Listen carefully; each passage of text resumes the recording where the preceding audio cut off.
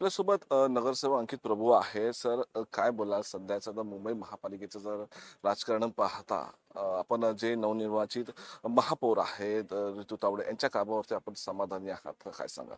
त्यांना आता कामकाज स्वीकारून काही दिवसच झालेत. पण पहिली जी काय मोहीम त्यांनी हातात घेतली आहे की बांगलादेशी रोहिंग्यांविरोधात, तर मला तर पहिलं तर महापौरांचा धन्यवाद या निमित्तानं व्यक्त करायचं आहे की केंद्र सरकार आणि राज्य सरकार त्यांची जबाबदारी असते की इतर देशातली लोक इल्लीगल पद्धतीने देशात येऊ नये, ती व्यवस्थितपणे त्यांनी पार नाही पाडली आहे. आणि या कारभाराचा आरसा माननीय महापौरांनी केंद्र सरकार आणि राज्य सरकारला दाखवलाय. याच्याबद्दल पहिलं प्रथम मी महापौरांचे धन्यवाद व्यक्त करतो. कारण हे बांगलादेशी जर या देशातच नाही येणार, या महाराष्ट्रातच नाही येणार, या मुंबईतच नाही येणार, तर त्यांना खोटे जन्म दाखले चा जो काय फ्रॉड ते आज प्रेस कॉन्फरन्स घेऊन सांगतायत तो घडलाच नसता. आणि म्हणून आज जेवढे बांगलादेशी जर त्यांनी आयडेंटिफाय केले असतील, ते खोटे आहेत असे जन्मदाखले त्यांनी सिद्ध केले असतील, तर त्यांना या देशातून डिपोर्ट करण्याची जबाबदारी देखील या सर्व यंत्रणेची मिळू नये. मग केंद्रात देखील सरकार त्यांचं आहे, राज्यात देखील सरकार त्यांचं आहे, आदित्य ठाकरेंनी सुद्धा सांगितलेलं आहे. महापालिकेत देखील सरकार त्यांचं आहे. आणि म्हणून या सगळ्या बांगलादेशींना डिपोर्ट करा आणि प्रत्येक मासिक सभेला पटल्यावरती सभागृहाच्या हे सांगितलं पाहिजे आपण की किती बांगलादेशी डिपोर्ट केले. आमचं समर्थन आहे. पण पहिलं तर बांगलादेशी या देशात घुसले कसे याचा सोक्षमोक्ष आपण लावणार आहात का? हे देखील केंद्रात भारतीय जनता पार्टीची सत्ता आहे, राज्यात सुद्धा आहे. हे आले कसे असा आरोप ही आदित्य ठाकरेंनी केलेला आहे. त्याच्याबद्दल तुम्ही काय बोलला सर? म्हणून मोठा प्रश्नचिन्ह आपल्या देशाच्या सेक्युरिटीवरती निर्माण होतोय की बांगलादेशी घुसतात कसे देशात आणि म्हणून हे आले कसे. मग त्याला कोणतं वेगळं वळण आहे का? कोण याला पाठीशी घालतंय या सगळ्याचा विचार व्हावा. आणि असं आहे की केंद्र सरकार त्यांचं आहे, राज्य सरकार त्यांचं आहे, तर त्यांनी या सगळ्याकडे जाऊन निवेदन करावं की मुंबईत बांगलादेशी येतात कसे. आणि हा फक्त मुंबईच्या सेक्युरिटीचा विषय, सामान्य मुंबईकरांच्या सेक्युरिटीचा विषय. आणि म्हणून त्या त्या ठिकाणी उपाययोजना करून बांगलादेशींना पहिलं डिपोर्ट करावं. हे FIR वगैरे घेणं ही नंतरची गोष्ट आहे. पहिला बांगलादेशींना डिपोर्ट करावं. देशात कसे फिरतायत आपल्या बिना परवानगी. सर, आजच्या सामन्यामधून ऋतू तावडे असतील, अमित साठम यांच्यावरती सडगोड टीका करण्यात आलेली आहे का टिपू सुलतान यांचं नाव देण्यासाठी अगोदर 2013ला यांचा प्रस्ताव आहे एका पदपथाला एका रस्त्यावरचं नाव देण्यासाठी. तर त्याच्याबद्दल आपण काय ह्या संदर्भात जो GR आहे तो समाज माध्यमातून सतत व्हायरल होत आहे. त्याच्याबद्दल आपण काय बोलाल? असं आहे की ते मी वाचलं बर. आणि त्या मार्गाचं नाव बाजीप्रभू देशपांडे मार्ग ते अमुक अमुक मार्गापर्यंतच्या मार्गाचं नाव आपण टिपू सुलतान द्यावं असा तो प्रस्ताव होता.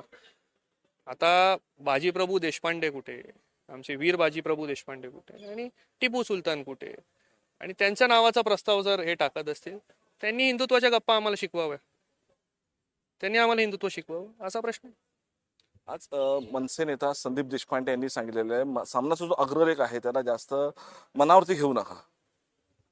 कोणी सांगितलं? संदीप देशपांडे आहेत त्यांनी सांगितलं. नाही, असं आहे की सामना हा मुंबईकर, महाराष्ट्रातील प्रत्येक आमचे महाराष्ट्रामध्ये राहणारे सर्व बांधव भगिनी वाचतात. आणि म्हणून आज तुम्ही कुठेही गेलात तरी आवर्जून सामना वृत्तपत्र आम्हाला वाचायचं आहे असे सांगणारे असे आमचे वाचक देखील आहेत.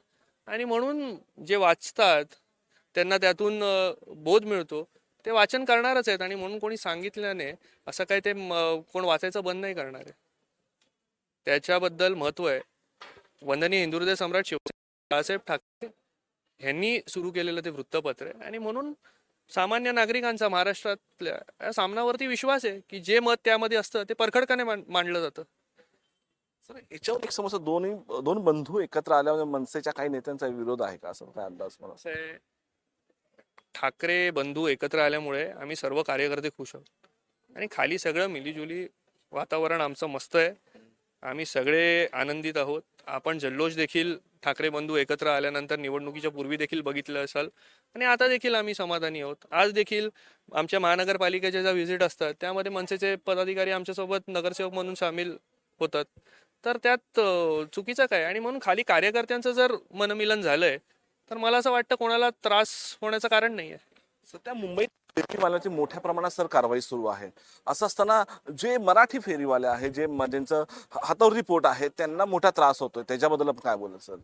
असं आहे की बघा, माननीय महापौरांनी फेरीवाल्यांवरती कारवाई करण्यापूर्वी आपण जे लिगल हॉकर्स आहेत त्यांना हॉकिंग झोन तरी द्या.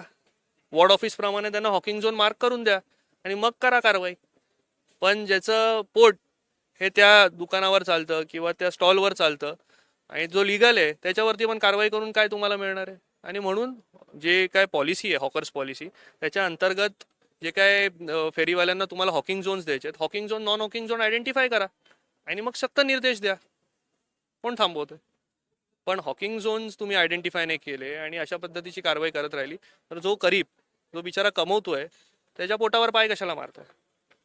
हे माझं स्पष्ट मत आहे. धन्यवाद सर, धन्यवाद. तर हे होते अनिकेत प्रभू यांनी सांगितलेलं आहे का जो फेरीवाले आहे त्यांना अधिकृत हॉकिंग झोन द्या आणि त्यांच्यावरती जी कारवाई आहे, जी सध्या मोठ्या प्रमाणात कारवाई सुरू आहे, ती कारवाई कुठेतरी थांबली पाहिजे. शिवाजी काळेसोबत मी धीरज गेलो, टॉप न्यूज मराठी, मुंबई.